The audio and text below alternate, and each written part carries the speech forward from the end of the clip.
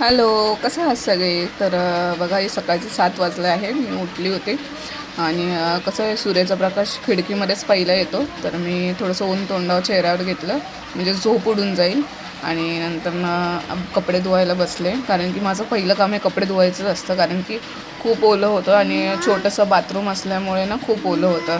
तर मी कपडे वगैरे धुवून घेते.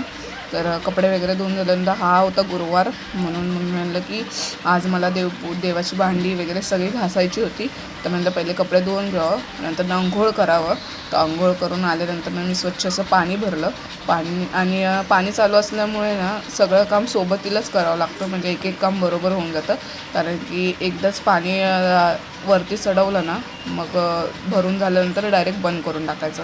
तर मी ते पाणी भरून घेतलं होतं आणि जेवाची भांडी कळशी सगळं मी घासून घेते स्वच्छ असं. आणि कळशी रोज मी घासते. फक्त कधी कधी जर खूप लेट झाला ना तर मी एक दिवसाआड घासते, नाहीतर रोज घासून घेते. तसंच मी जे देवाची भांडी जी होती ना तीही घासून घेतली आहे. ह्याच्यात जास्त तर ताट वाटी वगैरे ह्याच गोष्टी असतात. देव माझ्याकडे पितळचा फक्त एक गणपती आहे, मग तोही घासून घेते. आणि स्वच्छ अशी कळशी धुवून घ्यायची बघा. आणि देव मी घासायला घेते. कळशी पहिली धुवून घेते, मोठे असल्यामुळे म्हटलं पहिला जोर कळशीला लावावा, नंतर मग भांडी वगैरे सगळी छान अशी घासून घ्यायची. आणि आपल्याला या गोष्टी कराव्याच लागतात, कारण की कसं आहे आपण भांडी वगैरे घासणार ना तर त्याच्यामध्ये एकाबरोबर आपली 4 कामं किती लवकर होतील ना ह्या गोष्टी आपल्याला समजल्या पाहिजे, म्हणजे वेळ होत नाही. मी बरोबर 1 तासामध्ये हे सगळे कामं करून घेते.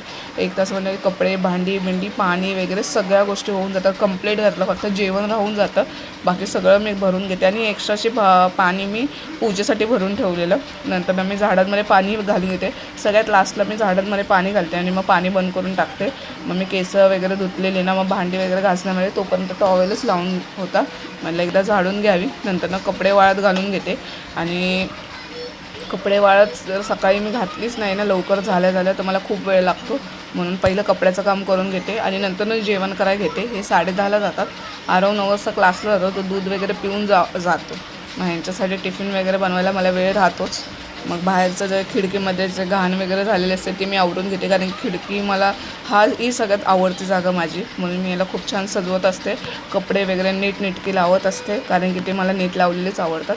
त्यानंतर संध्याकाळची वेळ होती बघा. मी त्यानंतर काही शूट नाही केलं, पूजा वगैरे मांडली. पूजेचा ब्लॉग पण आलेला आहे, तुम्ही जाऊन नक्की बघा. तर मी गाजर खिसून वगैरे घेतलेले, 7 वाजत आलेले. मग मी पूजा वाचायला घेतली. आणि मला पूजा दुपारी वगैरे पूजा मांडून झाले लगेच वाचायला नाही आवडत. 7 वाजता एकदम पॉझिटिव्ह वाटतं, म्हणून मी 7 वाजताच वाचते. तर मी दिवा वगैरे अगरबत्ती लावून वगैरे घेतलं आणि पूजा वाचत बसली. नंतर मी जेवण बनवायला घेतलं. तर त्या दिवशी मी पालक पनीर केलेलं, तर ते ह्यांना खूप आवडलं. मग मी म्हणलं परत ह्यावेळेस हेच करते. आणि गाजरचा हलवा करायला घेतलेला मी एका साईडला, आणि एका साईडला पालकची भाजी करायला घेतलेली. आणि पालक पनीरमध्ये ना तुम्ही पालक जास्त ग्राइंड करू नका, म्हणजे थोडं आबडधोबड ठेवा, खूप छान अशी टेस्ट लागते. आणि पनीरचाही टेस्ट आहे खूप छान उतरून जातो. मी असं त्रिकोणी कट केलेले, काहीतरी डिझाईन किंवा वेगळं म्हणून. आणि मस्त परतून घ्यायचं. आणि हे परतून झाल्यानंतर ना ताटात जेव्हा आपण काढतो ना त्या ताटात पाणी टाकून ठेवायचं, म्हणजे ते ज्युसी राहतं, असं रब्बरसारखं कडक नाही होत. आणि गाजरच्या हलव्यामध्ये ना मी मावा आणलेला टाकण्यासाठी. फक्त माझी इथे चुकी एवढीच झाली की गाजरच्या हलव्याला कलर जास्त नाही आला, का तर मी ना दूध जास्त टाकलं गेलं. त्याला वाफेवरच जेवढं तेवढं शिजून घ्यायचं होतं, नंतर साखर टाकून थोडंसं दूध टाकायचं होतं. पण मी दूध जास्तच टाकलं, त्यामुळे त्याचा जो कलर होता ना एकदम फिका पडला. पण टेस्टला खूप छान झालेलं. मी परत एकदा करेलच. तर त्यानंतर एकदा परतून घेते. आता थंडीमुळे आपण गाजरचा हलवा खातो, कारण की हे सिजनेबल गाजर येतात, नाही तर त्यावेळेस दुसरे भाजीचे गाजर असतात, त्याची काही टेस्ट चांगली लागत नाही. तर इथे मी पनीर काढून घेतलेलं, मग त्याच्यामध्ये जिरं वगैरे टाकून घेतलं, कांदा मस्त परतून घेतला बारीक, एकदम जेवढं बारीक होईल ना तेवढं कांदा टोमॅटो बारीक पाहिजे. अद्रक लसूणची पेस्ट टाकलेली, थोडंसं वाटप राहिलेलं माझं, मग ते पण टाकून घेतलं की मी वेगळा टेस्ट येईल म्हणून. आणि छान असं परतून घ्यायचं तेल सुटेपर्यंत. त्यानंतर टोमॅटोही एकदम बारीक कापलेलं बघा. आणि मी इथं 3 टोमॅटो घेतले होते, का तर माझ्याकडे ह्यावेळेस दही नव्हतं. तुम्ही ह्याच्यात नक्की दही नाही तर क्रीम टाका, एकदम वेगळी टेस्ट लागते आणि इतकं सुंदर लागतं ना. तर मी इथं मसाले वगैरे टाकून घेतले. मी दही आणायलाच विसरून गेलेली आणि घातलंही नव्हतं, म्हणून मग मी म्हणलं की टोमॅटो जास्त टाकते, आंबटपणा येईल. आणि किचन किंग मसाला टाकला. आणि सगळे मसाले झाल्यानंतर परतून वगैरे घेतले. त्यानंतर वाटलेलं बघा पालक टाकलं आहे. पालक मी जास्त प्युरी नाही केली, मध्ये बिळबिळीत होऊन जातं, एकदम असं पिठासारखं होऊन जातं, म्हणून मी जरा आबडधोबडच वाटलं आहे. नंतर त्यांना आणि आपलं पनीर परतून झालेलं आहे आणि पालकही आपण बॉईल करून घेतलेला आहे. फक्त आपल्याला कांदा लसूण जे आपण मसाले टाकले ते शिजवायचे आहे, म्हणून थोडा वेळ बारीक आचेवर ह्याला ठेवून द्यायचं मीठ वगैरे टाकून. आणि ह्याच्यात कस्तुरी मेथी टाकायला विसरू नका. कस्तुरी मेथी ही ह्याच्यात खूप असं चांगले टेस्ट देण्याचं काम करतं आणि मस्त अशी बारीक करून कस्तुरी मेथी टाकायची. तुम्हाला असं नाही की एवढेच तेवढे, तुम्हाला जशी आवडेल तशी मी टाकून घेतली होती बघा, मला जेवढी हवी होती तेवढी.